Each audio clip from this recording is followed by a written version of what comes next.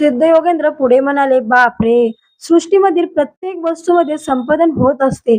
भिन्न भिन्न प्रकारच्या संपादनामुळे व्यक्तीमध्ये आकर्षण तर काहीमध्ये विकर्षण होते.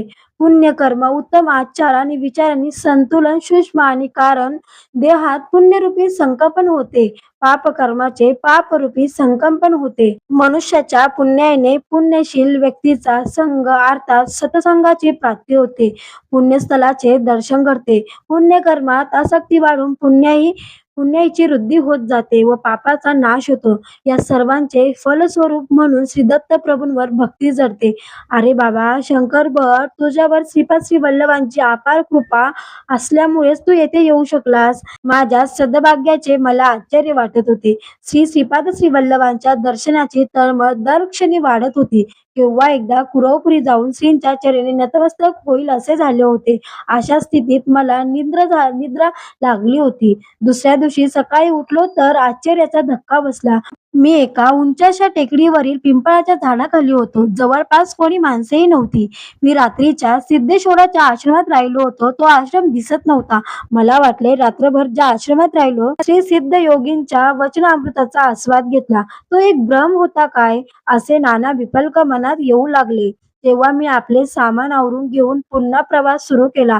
सकाळी निघालेला दुपार झाली तरी चालत होता. थोड्याच वेळात एक लहानसे गाव दिसले. मला अत्यंत भूक लागली होती. मी ब्राह्मणाच्या शिवाय इतर कोणाचे घरी अन्नग्रहण करत नसे. त्या गावात एकही ब्राह्मण नव्हता. ते एक गिरिजन लोकांचे गाव होते. त्यांचा मुख्य माझ्याजवळ आला व म्हणाला, आमच्या गावात कोणीही ब्राह्मण नाही. आम्ही तुला फळे व मध देतो. त्याप्रमाणे त्या वृद्ध गृहस्थाने मला फळे व मध आणून दिली. मी ते खाणार तेवढ्यात एक कावळा उडत आला आणि माझ्या डोक्यावर येऊन बसला व चोचीने डोक्यास इजा करू लागला. मी त्याला हाक लावण्याचे खूप प्रयत्न केले, परंतु व्यर्थ गेले. तेवढ्यातच बाजूस असलेल्या झाडावरून एकदम 4-5 कावळे आले. ते माझ्या हातावर खांद्यावर बसून चोचीने हातापायांना जखम करू लागले. मी तेथेच फळे मध टाकून पळालो.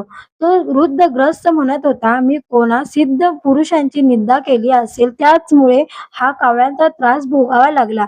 मला वाटले मी त्या सिद्ध योगींद्राबद्दल मनात शंका घेतली होती. त्याच अपराधाची ही शिक्षा होती. माझे शरीर रक्तबंबाळ झाले होते. मी पळत होतो. कावळे पाठलाग करतच होते.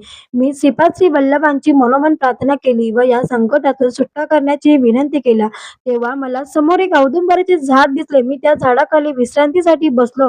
त्यावेळी मला जाणवले की माझ्या शरीरातून एक प्रकारचा दुर्गंध येत आहे. त्या वासामुळे जवळपास असलेल्या वारुळातून सर्प बाहेर आले आणि दंश करण्यास सुरुवात केली.